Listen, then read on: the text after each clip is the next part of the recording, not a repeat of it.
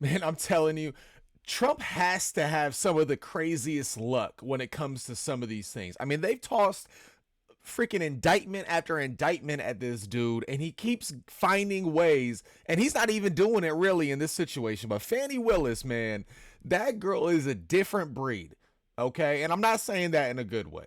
Okay, she really, for someone who is that high in the political ladder, who she's a DA of Georgia, she is the most uneducated sounding person that is in politics that I think I've heard, and I'm including quite a bit on both sides of the aisle. Okay, I'm telling you guys, she's right up there. She's top three when it comes to that.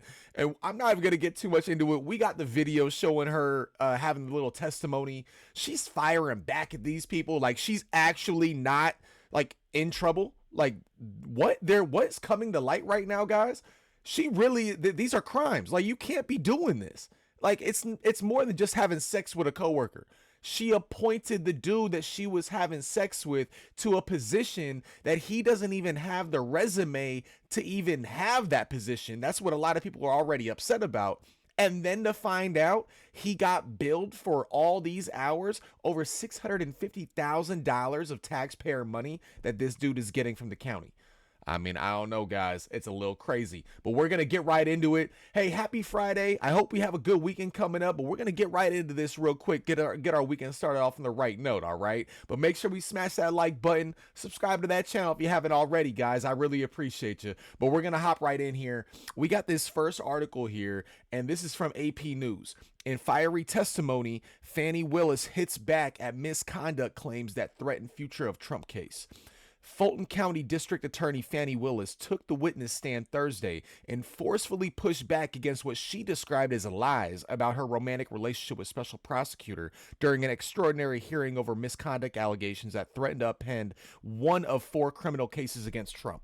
A visibly upset Willis, who originally fought to stay off the witness stand, agreed to testify after a previous witness said her relationship with the special prosecutor, Nathan Wade, began earlier than they had claimed. The district attorney's testimony grew heated under a questioning from a defense attorney who's trying to remove Willis from Trump's 2020 election interference case, with the prosecutor at one point raising papers in front of her and shouting, "It's a lie. Do you think I'm on trial? These people are on trial for trying to steal an election in 2020. I'm not on trial no matter how hard you try to put me on trial," Willis told defense attorney Ashley Merchant. At another point, Willis said Merchant's interests are contrary to democracy. Oh my God. And guys, real quick, man, it is just blowing my mind. If she thought that this is just such an important case that we need to get Trump on, there's legitimate evidence of this, why the hell are you hiring the head prosecutor, the person that you're messing with? Hire somebody else. Why are you even putting yourself in that situation? Like, get him on some other case that's not going to be so much in the spotlight, if you really try to get him paid. Like, Jesus, this is just the dumbest thing that you should ever do in this situation, especially if you're trying to convict this guy. It's kind of crazy to me how she's that dumb, but we're going to continue, guys. It's just kind of crazy to me. When Willis is expected to return to the witness stand on Friday to continue answer questions, the probing questions for Willis and for Wade, who testified before her, underscored the extent to which the prosecutors who pledged to hold Trump accountable are themselves now under a public microscope, with revelations about their personal lives diverting attention away from Trump's own conduct and raising questions about the future of the case as Trump vies to reclaim the White House. The revelation of Willis and Wade's romantic relationship has provided an opening for Trump and his Republican allies to try to cast doubt on the legitimacy of Willis' case, which the former president has characterized as publicly motivated. Other Republicans have cited them in calling for investigations into Willis, a Democrat who's up for re-election this year. Trump and his co-defendants have argued that the relationships present a conflict of interest that should force Willis off the case. Wade sought to downplay the matter, casting himself and Willis as private people. "There is nothing secret or salacious about having a private life," Wade said. Nothing. And look, I agree to a certain extent. I agree. You should be able to have a private life. You should be able to go out and have dates and have relations and do all that. But when you are a public servant serving the taxpayers, the citizens of this country, specifically in Georgia, you have a certain a certain responsibility to that voter to not have a conflict of interest, especially a conflict of interest where you're getting dick down. Like, that's basically like putting your husband or wife in that same position. Like, come on, guys. Like, this is as blatant as it gets when it comes to it. It's as blatant as it gets. You cannot be on the side of Fani Willis. I'm sorry that you just can't. Like, I agree that if you're a coworker with someone in a regular 9-to-5 job, you should be able to have relations. Okay? If you end up liking somebody, you go on a couple dates, you have some fun, you should be able to do all that. Okay? I have no problem. No problem at all. There's a difference when you get into politics. There is too much of a conflict of interest, and that's too big of money. He's getting paid $650 grand. $650 grand. Man, it's ridiculous. It's absolutely ridiculous, guys. So let's keep it going, though. All right. There is nothing secret or salacious. We already went over that. Robin Yurdy, a former friend and coworker of Willis, testified earlier Thursday that she saw Willis and Wade hugging and kissing before he was hired as special prosecutor in November of 2021. And that is coming from a friend. That's coming from a friend. Oh, guys, come on now. Wade and Willis both testified that they didn't start dating until 2022 and that their relationship ended months ago. During personal and uncomfortable testimony that spanned hours, Wade also admitted to having sex with Willis during his separation from his estranged wife, even though he had claimed in a divorce filing that wasn't the case. Oh, this guy's getting hit. Oh. Okay, guys. This guy is going to get screwed over. He's going to get taken off this case, more likely than not, okay? And his ex-wife is going to be able to use this in his divorce proceedings to get more money from his ass. Oh, look, I am usually on the side of the men when it comes to divorce filings because men usually get screwed all up and down this thing. This guy is doing it to himself. Lord baby Jesus. What is this? What is this? He had to testify against his own self. Oh, guys. That's just hilarious to me. That's hilarious to me. I'm sorry. I had to stop for that one. During, let me see, that admission and Yurdy's testimony together threatened to undermine the prosecutor's credibility as they prepare for trial in the case accusing Trump and others of conspiring to overturn the 2020 presidential election results in Georgia. If Willis were disqualified, a council that supports prosecuting attorneys in Georgia would find a new attorney to take over who could either proceed with the charges against Trump and 14 others or drop the case altogether. Oh, guys, I mean, honestly, that's interesting. So if there's no other prosecutor that is willing to keep this case alive against Trump, it could just be tossed out, which, I mean, I think Fani Willis is one of those ones that ran on going after Trump. So she may be one of the only ones willing to put their resume on the line to keep this up.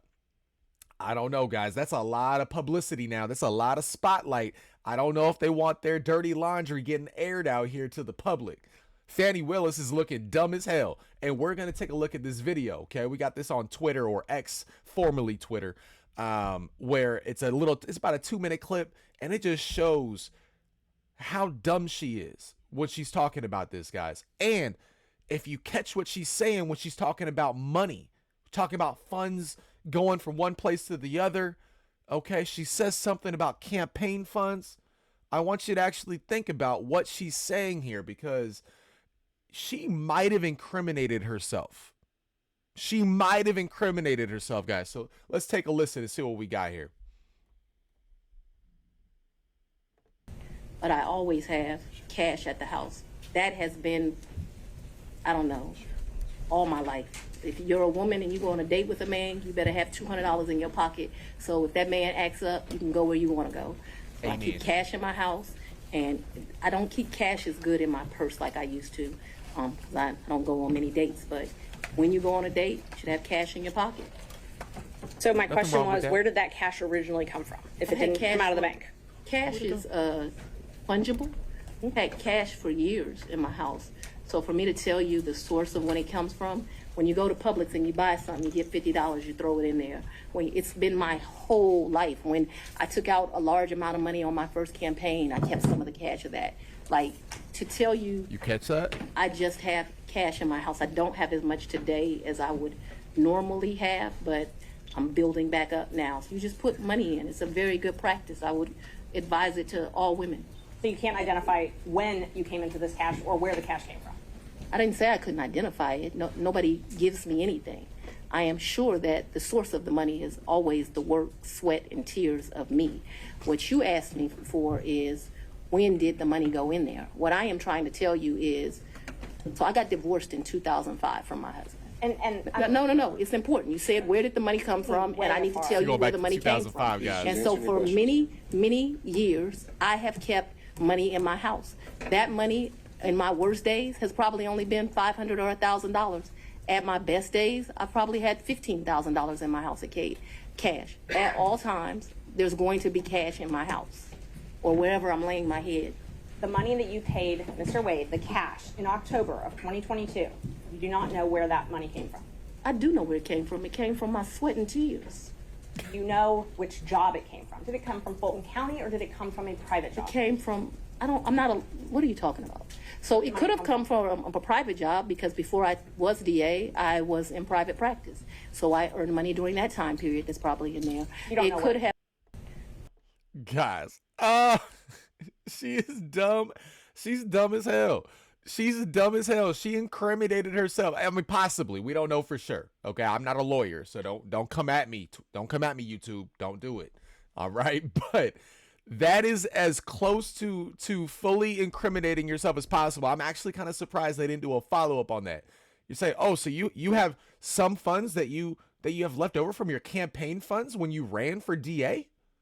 Oh, that you just kept in your house as yours? Guys, I don't know if you know this, but it is illegal to do that. So she definitely needs to get investigated. I mean, this is as crazy as it gets when it comes to this, guys. It's just, and then for her to just be like, where'd the money come from? Oh, my sweat and tears. Obviously, we know you worked, girl. Damn. Like, but you've been in public office for a while now. You ran for public office. You're using donation money for certain things. That's what we need to find out.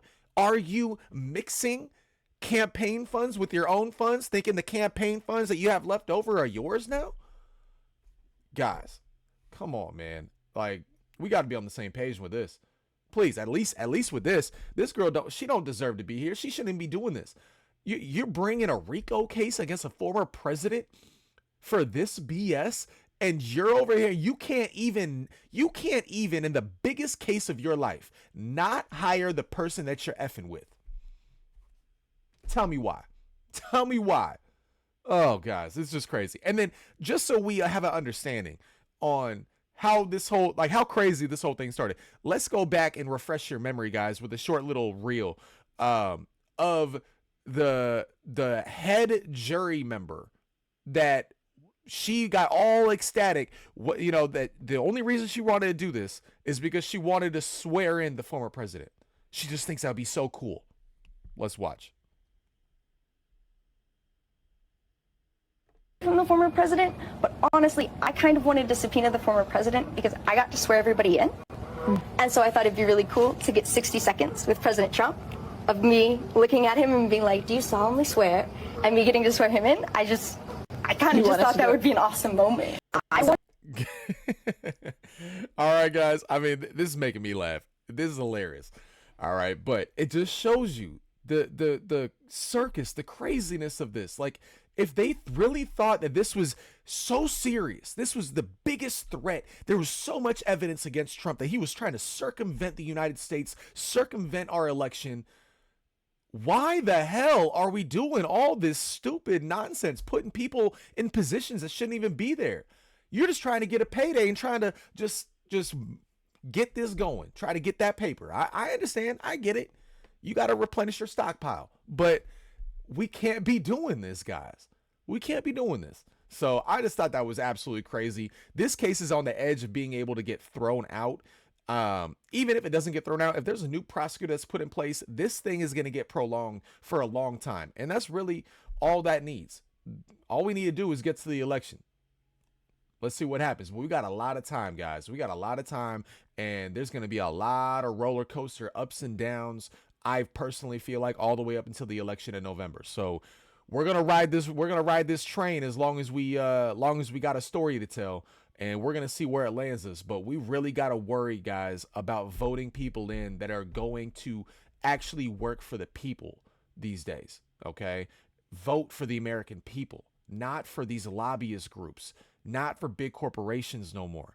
Like, I'm not against the rich, but we need to start voting for people that are actually going to stand up for the middle class, because the middle class is the one thing we can't lose. We're always going to have people that are broke. We're always going to have people that are rich. Always. The only thing that can go away is the middle class. Look at California. No such thing as the middle class anymore, guys. And that is what we need to protect in the United States, because if we lose the middle class, then all hell's going to break loose, because you're going to more likely than not, that middle class is going to end up in the low class.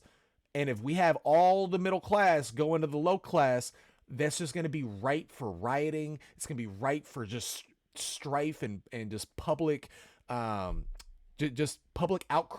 about the situation. And we already have that to a certain extent, but if it gets completely wiped out, it's going to be a whole nother level. And I don't think I want to see that. So we got to try to avoid it at all costs, guys. But thanks for hanging out with me. I really hope you enjoyed the content today, but I really hope you enjoy your weekend coming up. Be safe out there. Drink responsibly. All right. Stay blessed. And I'll see you on that next video.